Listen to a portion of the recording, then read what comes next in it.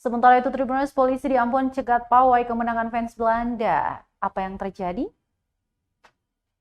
Pawai kemenangan fans Belanda di Kota Ambon dicegat polisi. Pantauan tribunambon.com di lapangan, polisi menghentikan arak-arakan konvoi yang hendak memasuki wilayah Ambon. Beberapa polisi berdiri menutupi jalan jembatan Merah Putih menuju Kota Ambon.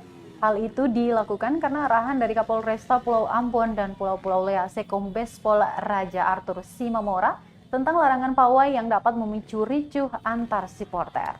Para fans pun sempat bertahan dan adu mulut dengan petugas kepolisian beberapa menit. Namun mereka pun terpaksa memutar balik kendaraan mereka. Diketahui Tribunnews, konvoi ini terjadi karena kemenangan Belanda atas Senegal dengan skor akhir 2-0.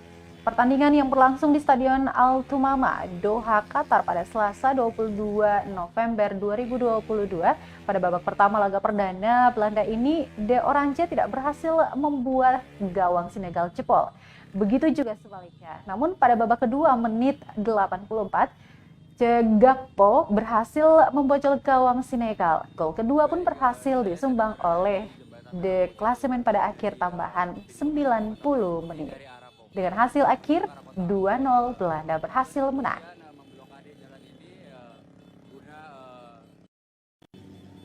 Para supporter kesayangan tim Belanda sedang mencoba untuk menerobos blokade dari kepolisian untuk melakukan konvoi di arah Kota Ambon.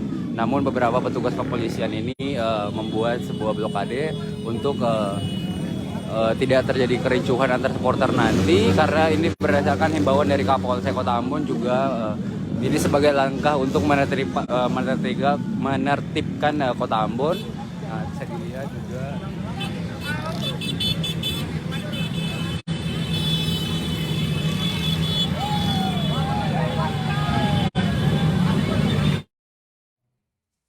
Terima kasih sudah nonton.